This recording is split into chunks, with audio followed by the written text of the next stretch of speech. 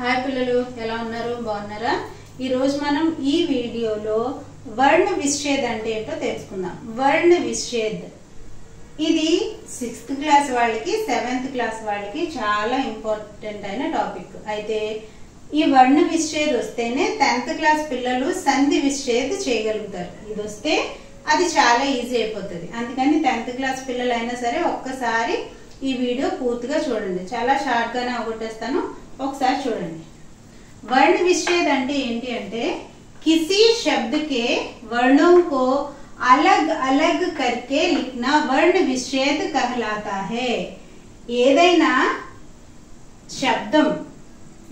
శబ్దాన్ని వర్ణాలుగా చేసి వేరువేరుగా రాయడాన్నే వర్ణ విచ్ఛేద్ అని అంటారు ఏదైనా ఒక శబ్దాన్ని అందులో ఉన్న వర్ణాలని వేరేగా చేసి రాయటాన్ని వర్ణ విచ్ఛేద్ అని అంటారు ఇప్పుడు నేను ఈజీగా ఉన్న దగ్గర నుంచి స్టార్ట్ చేస్తాను అందులో కొన్ని పాయింట్స్ మనం ఇంపార్టెంట్ ఏంటో నేను ఒకసారి చెప్తాను చూడండి ఇప్పుడు మీరు ఎప్పుడైనా వర్ణ విచ్ఛేద్ చేయాలి అని అనుకునేటప్పుడు ఇచ్చిన శబ్దం ఏంటో జాగ్రత్తగా చూసి ఒకసారి చదవండి ఇందులో మాత్రాలు ఉన్నాయా అలాగే సంయుక్తాక్షరాలు ఏమైనా ఉన్నాయా అని మీరు జాగ్రత్తగా చూసుకోవాలి అలా చూసుకుంటే మీకు ఇది రాయడం ఈజీ అయిపోతుంది ఇక్కడ కలం అంటే పెన్ కదా కలం అంటే పెన్ అని అంటాం ఇందులో ఏ మాత్రాలు లేవు ఆకి మాత్ర ఈకి మాత్ర ఊకి మాత్ర ఏవి లేవు నేను ముందు వీడియోలోనే చెప్పాను కదా వ్యంజన్ ఎలాగా తయారవుతుంది అని అంటే ఇక్కడ ఏదైతే వ్యంజన్ ఉందో అది సగం అలాగే స్వరంలో ఉన్న ఆని తీసుకుని ఈ రెండు కలిపి వ్యంజన్ తయారవుతుంది కదా అది ముందు వీడియోలో మనం చూసుకున్నాం ఇప్పుడు కా అనే వ్యంజన్ ఎలా తయారైంది అంటే క హలంత్ జమా ఆ అంటే చూడండి క హలంత్ జమా ఆ ఈ రెండు కలిపితే కా అయింది కదా ఇలాగే ప్రతి అక్షరం మనం డివైడ్ చేసుకోవాలి ఇప్పుడు లా ఎలా అవుతుంది అంటే లా హలంత్ జమా ఆ మా ఎలా అవుతుంది మా హలంత్ జమా ఆ ఇది ఇక్కడ అదే రాసాను చూడండి ఈ రెండు కలిపితే కా ఈ రెండు కలిపితే లా ఈ రెండు కలిపితే మా కలం అయింది అర్థమైంది కదా పిల్లలు ఏది ఒత్తులు లేకపోతే ఇలా రాయాల్సి వస్తుంది ఆ క ఆ సౌండ్ పలికింది లా చివర ఆ సౌండ్ పలికింది మా ఆ సౌండ్ పలికింది ఇప్పుడు ఇది ఈజీగా ఉంది కదా కొద్దిగా చూద్దాం ఇక్కడ చూడండి ఎప్పుడైనా మీకు మాత్రలు ఇస్తే అంటే ఇక్కడ ఆకి మాత్ర ఉంది ఇక్కడ ఆకి మాత్ర ఉంది ఇక్కడ సగం సా ఉంది సా ఒత్తు ఉంది చూసారా ఆకి మాత్ర ఉంది సా ఏమో సగం ఉంది ఇక్కడ ఆకి మాత్ర ఉంది ఇలాంటప్పుడు మీరు ఏం గుర్తుపెట్టుకోవాలి అంటే ఏ మాత్ర అయితే వచ్చిందో ఆ మాత్రకి సంబంధించిన అక్షరం పూర్తిగా రాసేయాలి మళ్ళా చెప్తున్నాను ఏ మాత్ర అయితే వచ్చిందో ఆ మాత్రకి సంబంధించిన స్వర్ పూర్తిగా రాసేయాలి చూద్దామా ఇప్పుడు రా అంటే ర హలంత్ జమా ఏ ఒత్తిది ఆకి మాత్ర కదా ర హలంత్ జమా ఆ రా అయింది ఇక్కడ సా మనం ఆధాగా రాసాం సా అవుతుంది అయితే ఇది ఆధా ఉంది సాని ఆధాగా రాయాలంటే మనం ఏమని చెప్పుకున్నాం అక్షరానికి కింద హలంత్ పెడితే అది మనం ఆధాగా తీసుకుంటాం సగంగా తీసుకుంటాం కదా అందుకని ఇప్పుడు సాని ఇలా గీత పెడితే అది సగం సా అవుతుంది అంటే ఇక్కడ ఉన్నది అయింది తర్వాత తా అంటే ఏంటి త హలంత్ జమా ఆ త హలంత్ జమా ఆ ఇప్పుడు ఇది తా అయింది ఇది సాలో సగం అయింది ఇది రా అయింది రాస్తా రాస్తా అర్థమైందా పిల్లలు తర్వాత చూద్దాం పూజ పూజ ఇక్కడ అక్షరం ఏమో పా ఉంది మరి మీరు పా అనే అక్షరాన్ని ప హలంత్ ప్లస్ ఆ అయితే పా అయింది అని మీరు చెప్పారు కదా మేడం అంటే ఏ ఒత్తులు లేనప్పుడు మనం ఆని తీసుకుంటాం ఇక్కడ మనకి ఏదో ఒక మాత్రం ఉంది కదా ఇక్కడ ఆకి మాత్రం ఉంది ఇక్కడ ఊకి మాత్రం ఉంది అలాంటప్పుడు పాని ఆధా తీసుకోవాలి ఇక్కడ ఏ మాత్రం ఉందో ఆ మాత్ర స్వర్ని మనం ఇక్కడ పూర్తిగా రాయాల్సి ఉంటుంది. ప ఊకి మాత్ర అంటే ప హలంత్ జమా ఊ, ఊ జ హలంత్ జమా ఆ, జా, పూజా.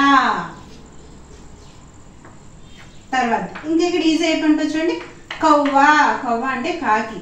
ఇక్కడ ఏముంది, కా అనే వ్యంజనం ఉంది, దానితో పాటుగా అవుకి మాత్రం ఉంది, కౌ.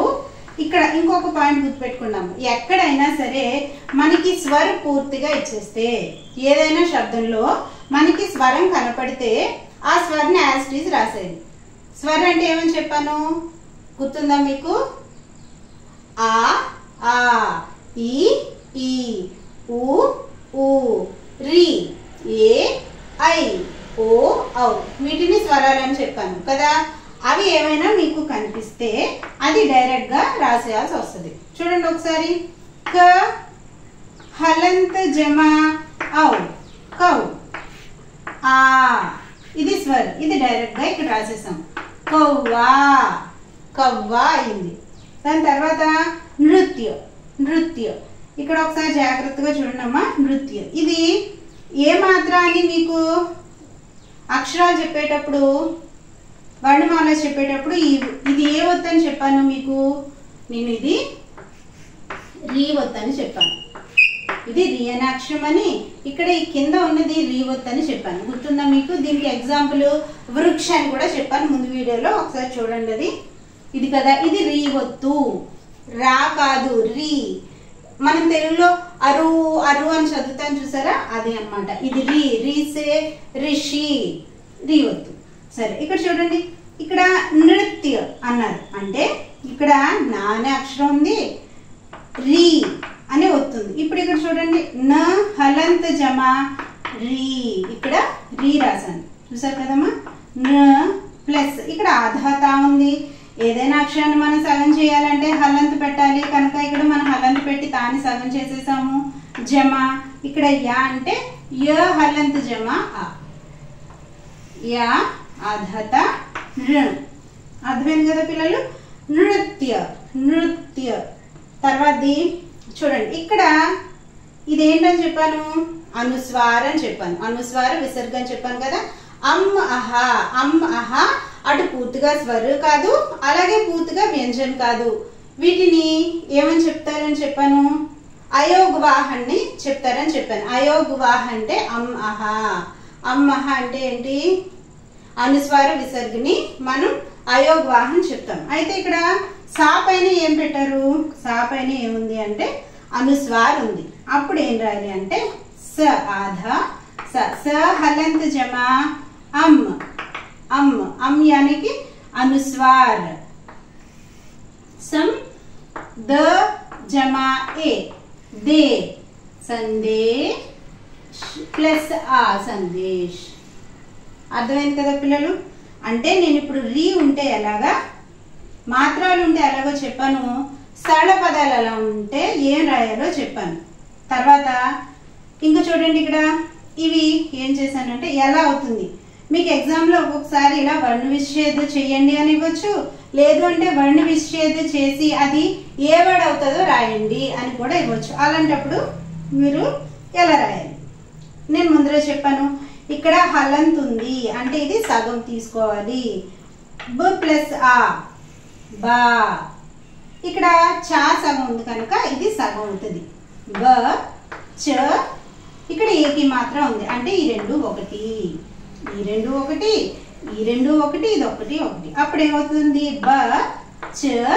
చే బచ్చే బచ్చే అయింది చూడండి బచ్చే తర్వాత అలా ఇచ్చినప్పుడు ఇంకా ఎలా రాయాల్సి ఉంటుంది అంటే మీరు ప హలంత్ జమా ఆ ఈ రెండు కలిపితే ఏమైంది పా అయింది ఇక్కడ ఇంకో విషయం జ్ఞాపకం పెట్టుకుంటుంది ఇక్కడ త ప్లస్ ర ఆధ రాసాను త హలంత్ జమా ర హలంత్ రాసాను ఈ రెండు కలిపితే సంయుక్తాక్షరమైన త్రా వస్తుంది నేను వర్ణమాల చెప్పేటప్పుడు సంయుక్తాక్షరం కూడా చెప్పాను ఒకసారి మీరు జ్ఞాపకం చేసుకోండి త్ర ఎలా అయిందంటే ఆధాత ప్లస్ ఆధార ఈ రెండు కలిపితే త్ర అంటే ఇప్పుడు ఈ రెండు కలిపితే త్ర ప్లస్ ఆ పత్ర అయింది, పత్ర అయింది. అర్థమైంది కదా పిల్లలు? దాని తర్వాత చూడండి, ఇది మీరేంటో నాకు ఆన్సర్ చెప్పండి. ఇది ఒకసారి నేను చదివి వినిపిస్తాను. ఫ హలంత జమా ఊ జమా ల హలంత జమా ఆ, ఇవన్నీ కలిపితే ఇక్కడ ఏ వర్డ్ వస్తుంది అది మీరు నాకు మెసేజ్ చేయండి. అర్థమైంది కదా పిల్లలు? హిందీ మీరు నేర్చుకోవాలి. వేరే ఊరు వెళ్ళేటప్పుడు హిందీ మాట్లాడి వస్తే ఎంత బాగుంటుంది. స్కూల్లో తప్పులు లేకుండా చదివినా, తప్పులు లేకుండా రాసినా అందరూ మిమ్మల్ని మెచ్చుకుంటారు కదా. మనం హిందీ నేర్చుకుంటే చాలా మంచిది. అదే ఉద్దేశంతో నేను వీడియోలు పెడుతున్నాను. రేపటి నుంచి వర్డ్ విషయం బేసిక్స్ అన్నీ అయిపోయాయి. ఇప్పుడు రేపటి నుంచి నేను సంజ్ఞ, సర్వనామ, క్రియ, క్రియా విశేషణ, కాల విభాజన్ అన్నీ కూడా గ్రామర్ పార్ట్ చేస్తాను. అర్థమైంది కదా పిల్లలు? ఏమన్నా అర్థం కాకపోతే నాకు కింద మెసేజ్ చేయండి. ఈ వీడియో కనుక మీకు నచ్చితే మీ ఫ్రెండ్స్ అందరికీ షేర్ చేయండి. లైక్ చేయడం మర్చిపోవద్దు. సబ్స్క్రైబ్ చేయండి మర్చిపోకుండా. మీ మెసేజ్లు అన్నీ నేను చూస్తున్నాను, వాటికి ఆన్సర్ చేస్తున్నాను. నేను చాలా హ్యాపీగా ఫీల్ అవుతా మీ మెసేజ్లు చూసి. సరేనా పిల్లలు? Thanks for watching.